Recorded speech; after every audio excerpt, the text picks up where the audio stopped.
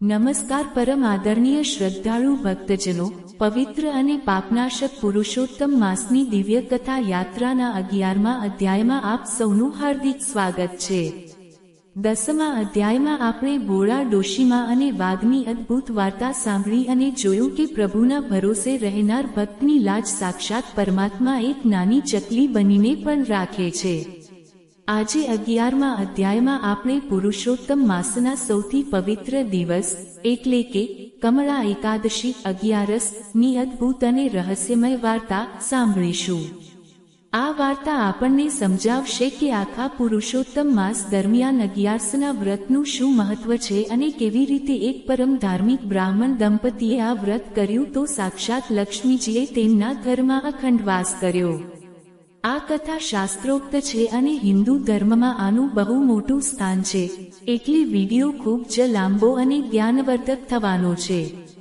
એક પણ second skip કર્યા વગર છેલ્લે સુધી પૂરો જોજો, જેથી તમારા ઘરમાં પણ સુખ સમૃદ્ધિ આવે।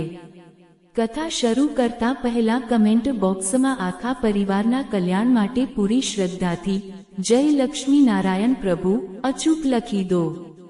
ઘણા વર્ષો પહેલાની આ વાત છે। એક બહુ જ પવિત્ર નગરીમાં સુમેધા નામનો એક બ્રાહ્મણ રહેતો હતો। તે બ્રાહ્મણ વેદાંતનો બહુ મોટો જ્ઞાની હતો। તેના મુખ પર સદાય પ્રભુનું નામ રહેતું અને તેનો સ્વભાવ અત્યંત દયાળુ હતો। તેની પત્નીનું નામ હતું પવિત્રા। તે પણ પોતાના નામ જેવી જ પવિત્ર, પતિવ્રતા અને સાક્ષાત લક્ષ્મીજીનું સ્વરૂપ હતી।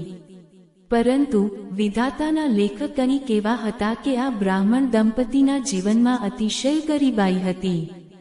સુમેધા આખો દિવસ ભિક્ષા માંગવા જતો, પણ ઘણીવાર તેને ભિક્ષામાં અન્નની એક મુઠ્ઠી પણ નહોતી મળતી। ઘરમાં ખાવા માટે કશું જ ન હોવા છતાં તેની પત્ની પવિત્રા ક્યારેય દુઃખી નહોતી થતી। જો ઘરમાં કોઈ અતિથિ કે સાધુ આવી જાય તો પવિત્રા પોતાનો રોટલો પણ હસતા મુખે અતિથિને આપી દેતી અને પોતે માત્ર પાણી પીને આખી રાત સૂઈ જતી હતી। તેમની આ સહનશક્તિ અને ભક્તિ જોઈને દેવતાઓ પણ આશ્ચર્યચકિત હતા। એક દિવસ ગરીબાઈથી કંટાળીને બ્રાહ્મણ સુમેધાએ પોતાની પત્નીને કહ્યું, હે પ્રિયે, આપણી ગરીબાઈ હવે સહન નથી થતી। આંગણે આવેલો કોઈ ભિક્ષુક ખાલી હાથે જાય ત્યારે મારું હૃદય રડી પડે છે। મને લાગે છે કે મારે ધન કમાવવા માટે વિદેશ જવું જોઈએ। હું કોઈ મોટા નગરમાં જઈને વેપાર કરીશ અથવા રાજાના દરબારમાં નોકરી કરીશ, જેથી આપણી દરિદ્રતા દૂર થાય। આ સાંભળીને જ્ઞાની પત્ની પવિત્રાએ બહુ જ સુંદર વાત કહી, જે આજે આપણે દરેક માણસે સમજવા જેવી છે। પવિત્રાએ પતિના હાથ પકડીને કહ્યું, હે સ્વામી, માણસ આ દુનિયામાં ગમે ત્યાં જાય, પણ તેના ભાગ્યમાં જે લખ્યું છે તેનાથી વધારે કે ઓછું તેને ક્યારેય નથી મળતું। પૂર્વજન્મમાં આપણે જે દાન પુણ્ય કર્યા હોય તે જ આ જન્મમાં આપણને સુખ તરીકે મળે છે। જો આપણે ગયા જન્મમાં કોઈને દાન નથી આપ્યું તો વિદેશ જઈને પણ આપણને ધન નહીં મળે। માટે તમે મને એકલી મૂકીને ક્યાં ન જાઓ। આપણે અહીં જ રહીને પ્રભુની ભક્તિ કરીશું, પરમાત્મા આપણો માર્ગ જરૂર ખોલશે। બ્રાહ્મણ પત્નીની વાત માનીને નગરમાં જ રોકાઈ ગયો। થોડા દિવસો પછી પવિત્ર પુરુષોત્તમ માસની શરૂઆત થઈ। બરોબર એ જ સમયે બ્રાહ્મણના આંગણે પરમ તેજસ્વી મહર્ષિ કૌંડિલ્ય પધાર્યા। સાક્ષાત ઋષિને પોતાના આંગણે જોઈને બ્રાહ્મણ દંપતી ખુશ થઈ ગયું। તેમણે ઋષિના ચરણ ધોયા, તેમને આસન આપ્યું અને ઘરમાં જે કંઈ કંદમૂળ હતા તે પ્રેમથી જમાડ્યા। પૂજા કર્યા પછી બ્રાહ્મણ સુમેધાએ હાથ જોડીને ઋષિને પૂછ્યું, હે મહાત્મા, આપ તો ત્રિકાળ જ્ઞાની છો, કૃપા કરીને મને કોઈ એવો ઉપાય બતાવો જેનાથી અમારી આ ભયંકર ગરીબાઈ દૂર થાય અને અમારું કલ્યાણ થાય। મહર્ષિ કૌંડિલ્યએ હસીને કહ્યું, હે બ્રાહ્મણ, તારા આંગણે બેઠેલી તારી પત્ની બહુ ભાગ્યશાળી છે, તેના પુણ્યથી જ હું અહીં આવ્યો છું। અત્યારે પવિત્ર પુરુષોત્તમ માસ ચાલી રહ્યો છે। આ મહિનામાં આવતી 11સને કમળા એકાદશી કહેવાય છે। આ એકાદશી સાક્ષાત ભગવાન વિષ્ણુ અને લક્ષ્મીજીને અત્યંત પ્રિય છે। જે માણસ આ દિવસે નિર્જળા ઉપવાસ કરીને રાત્રિ જાગરણ કરીને પ્રભુ પુરુષોત્તમની પૂજા કરે છે, તેની 7 પેઢીની ગરીબાઈ સાક્ષાત લક્ષ્મીજી પળવારમાં દૂર કરી દે છે. ઋષિએ તેમને વ્રતની આખી વિધિ સમજાવી. મહર્ષિના ગયા પછી પુરુષોત્તમ માસની કમળા એકાદશીનો પવિત્ર દિવસ આવ્યો. બ્રાહ્મણ સુમેધા અને પવિત્રાએ સવારે વહેલા ઉઠીને નદીએ સ્નાન કર્યું. તેમણે મનમાં સંકલ્પ કર્યો કે તે આખો દિવસ પાણીનો એક ઘૂંટડો પણ પીધા વગર પ્રભુની આરાધના કરશે. તેમને માટીના પુરુષોત્તમ પ્રભુ બનાવ્યા. તેમને તુલસીદલ, અબીલ, ગુલાલ અને ચંદન ચડાવ્યા. આખો દિવસ બંને જણા પ્રભુના ભજનો ગાતા રહ્યા.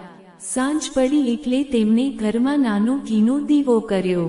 રાત જામતી ગઈ તેમ તેમ તેમની ભક્તિ ગાઢ થતી ગઈ. અડધી રાત્રે જ્યારે આખું નગર ઘોર નિદ્રામાં હતું, ત્યારે આ ગરીબ દંપતી ભૂખ્યા પેટે તાળીઓ પાડીને પ્રભુના કીર્તન કરતું હતું, શ્રી કૃષ્ણ ગોવિંદ હરે મુરારી, હે નાથ નારાયણ વાસુદેવા. ભક્તો, જ્યાં સાચી ભક્તિ અને પવિત્રતા હોય ત્યાં ભગવાને પોતે આવવું જ પડે છે. રાતના 3જા પ્રહરે અચાનક એક ગરીબ ઝૂંપડીની અંદર આકાશમાંથી એક દિવ્ય પ્રકાશ પુંજ નીચે ઉતર્યો. આખી ઝૂંપડી સોનાની જેમ ઝળહળવા લાગી અને હવામાં પવિત્ર શંખ અને ડમરૂનો નાદ ગુંજવા લાગ્યો. બ્રાહ્મણ અને બ્રાહ્મણ પત્નીએ આંખો ખોલીને જોયું તો તેમની સામે સાક્ષાત ગરુડ પર સવાર થઈને શંખ, ચક્ર, ગદાધારી ભગવાન વિષ્ણુ અને સાક્ષાત ધનની દેવી માતા લક્ષ્મીજી પ્રગટ થયા હતા. ભગવાનના મુખ પર મધુર હાસ્ય હતું. બ્રાહ્મણ દંપતી પ્રભુના ચરણોમાં સાષ્ટાંગ પ્રણામ કરીને રડવા લાગ્યા. ભગવાન પુરુષોત્તમ પ્રભુએ પવિત્ર અવાજે કહ્યું, હે સુમેધા, હે પવિત્રા, તમારા બંનેના પવિત્ર કમળા એકાદશીના વ્રતથી હું અને લક્ષ્મી અત્યંત પ્રસન્ન થયા છીએ. તમે ગરીબાઈમાં પણ ધર્મનો માર્ગ નથી છોડ્યો, તેનું ફળ આપવાનો સમય હવે આવી ગયો છે. માતા લક્ષ્મીજીએ હસતા મુખે પોતાનો દિવ્ય હાથ ઊંચો કર્યો અને તેમની આંગળીઓમાંથી સોનાના સિક્કાઓનો વરસાદ થવા લાગ્યો. જોતજોતામાં એ ગરીબ બ્રાહ્મણની તૂટેલી ઝૂંપડી એક ભવ્ય 7 માળના સોનાના મહેલમાં બદલાઈ ગઈ. ઘરમાં અન્નના કોઠારો અને ધનની તિજોરીઓ આપોઆપ ભરાઈ ગઈ. આંગણે ગાયો અને ઘોડાઓ આવી ગયા. ભગવાને તેમને આશીર્વાદ આપ્યા કે જ્યાં સુધી તમે આ પૃથ્વી પર રહેશો, ક્યારેય તમારા ઘરમાં ધન કે અન્નની કમી નહીં થાય અને અંત સમયે તમે બંને સીધા મારા પરમધામ વૈકુંઠમાં આવશો. આટલું કહીને સાક્ષાત લક્ષ્મી નારાયણ અંતર્ધ્યાન થઈ ગયા. સવારે જ્યારે નગરના લોકોએ કાલુ બ્રાહ્મણની ઝૂંપડીની જગ્યાએ સોનાનો મહેલ જોયો, ત્યારે આખું નગર આશ્ચર્યચકિત થઈ ગયું અને પુરુષોત્તમ માસના વ્રતની જય જયકાર કરવા લાગ્યું. ભક્તજનો, પુરુષોત્તમ માસનો આ 11મો અધ્યાય આપણને એ બહુ મોટો બોધ આપે છે કે આપણા જીવનમાં ગમે તેવી દરિદ્રતા કે મુસીબત હોય, પણ જો આપણે પવિત્ર થઈને કમળા એકાદશીનું વ્રત કરીએ તો ભગવાન આપણું ભાગ્ય બદલતા વાર નથી લગાડતા. પત્ની પવિત્રાની શિખામણ આપણને એ પણ શીખવે છે કે સંતોષે જ સૌથી મોટું ધન છે. પ્રભુની ભક્તિ ક્યારેય એળે જતી નથી. તો પરમ શ્રદ્ધાળુ મિત્રો, આ હતી પુરુષોત્તમ માસના 11મા અધ્યાયની પવિત્ર કમળા એકાદશીની મહાત્મ્ય કથા. જો આ દિવ્ય વાર્તા સાંભળીને તમને આનંદ થયો હોય તો વિડીયોને લાઈક જરૂર કરજો અને તમારા વોટ્સએપ પર દરેક ધાર્મિક ગ્રુપમાં શેર કરજો, જેથી આ પવિત્ર 11નો મહિમા બધા સુધી પહોંચે. આના પછીના એટલે કે 12મા અધ્યાયમાં આપણે પુરુષોત્તમ માસની વધુ એક અદ્ભુત પૌરાણિક કથા સાંભળીશું. એ 12મો અધ્યાય જોવા માટે ચેનલને હમણાં જ સબસ્ક્રાઇબ કરી લો અને બેલ આઇકન દબાવી દો.